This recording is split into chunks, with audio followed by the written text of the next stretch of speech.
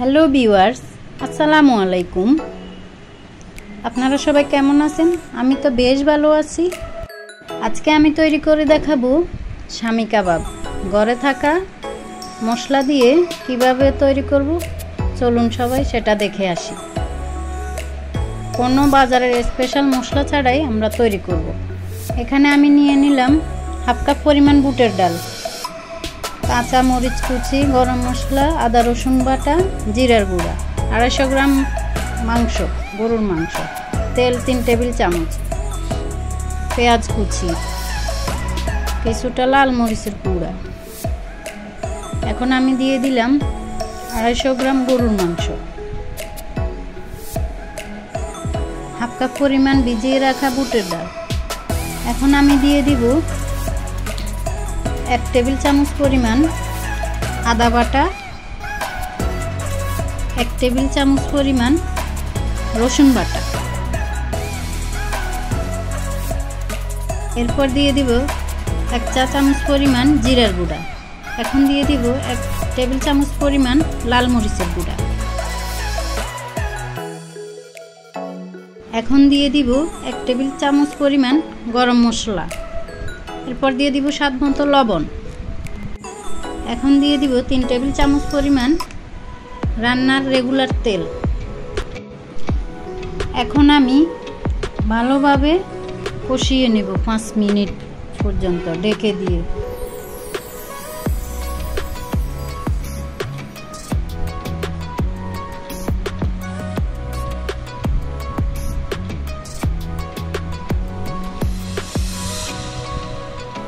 এটা ঢেকে দেওয়ার পরে একটু পানি বের হবে, ওই পানি দিয়ে আমি ভালোভাবে কষিয়ে নেব। আমার কষানো হয়ে গেছে। এখন আমি নেড়ে চেড়ে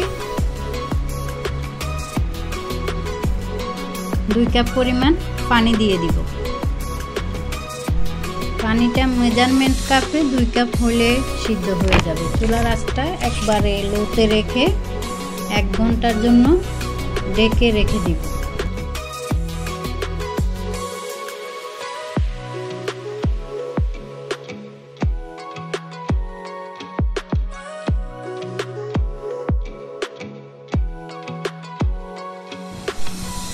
আমার পানিগুলো মোটামুটি মাখা মাখা হয়ে আসছে। এখন মাংসগুলো সিদ্ধ হয়ে গেছে। আমি আরেকটু নেড়ে চেড়ে একবারে মাখা মাখা করে নেব। এখন আমি আরও একটু শুকিয়ে নেব।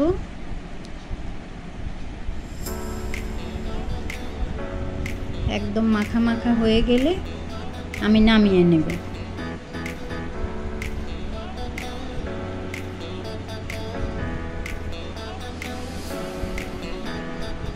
একটা ভেঙে দেখিয়ে দিচ্ছি। আমার মাংসগুলো কিন্তু সিদ্ধ হয়ে গেছে, এটা ছোট ছোট টুকরো করে দেওয়ার কারণে।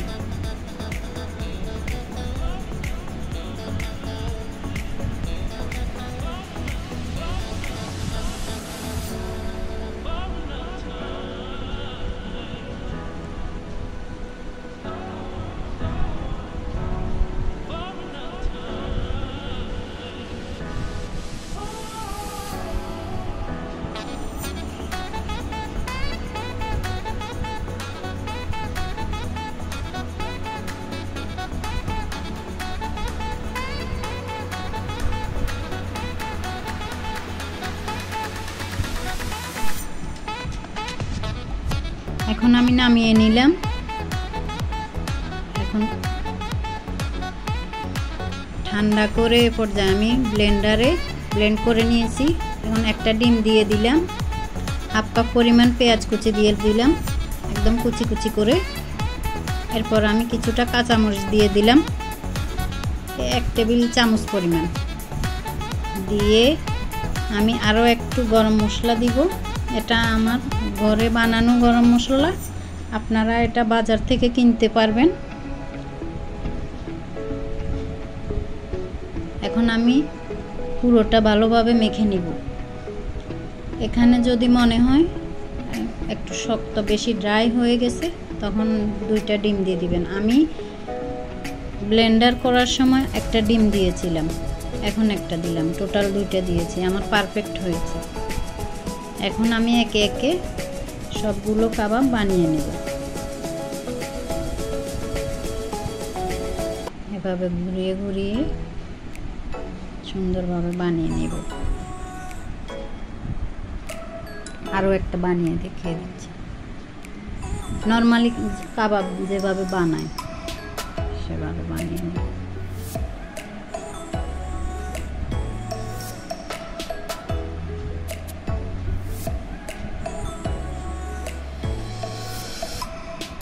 হয়ে গেল আমার কাবাব বানানো। আমি অর্ধেকটা ফ্রোজেন করে রেখে দিয়েছি, এটা 2 মাস ধরে সংরক্ষণ করে খাওয়া যাবে। এখন আমি বাকিগুলো ভেজে নিব। ডুবো তেলে ফ্রাই করব।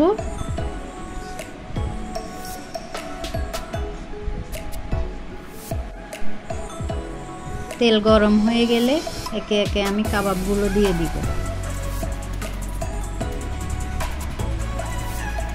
যেহেতু আমাদের সব মাংস মশলা সব আগে সিদ্ধ করা আছে, বেশিক্ষণ ফ্রাই না করলেও হবে। তারপর আমরা যেহেতু ডিম দিয়েছি, একটু ফ্রাই করে নেব ভালোভাবে।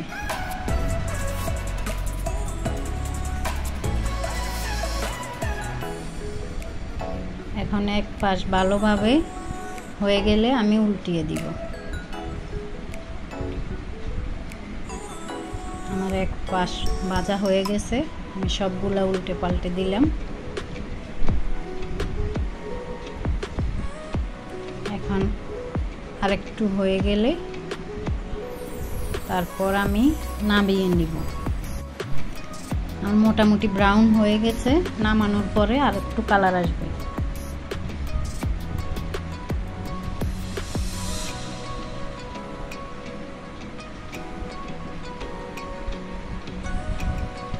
এখন আমি নামিয়ে নিব।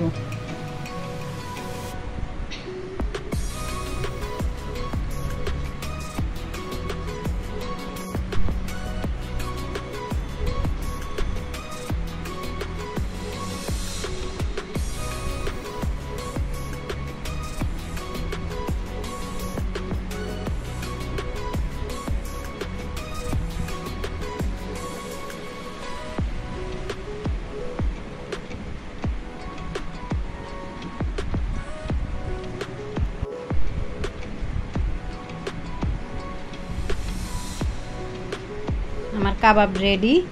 এখন আমি এটাকে সসের সাথে সার্ভ করলাম।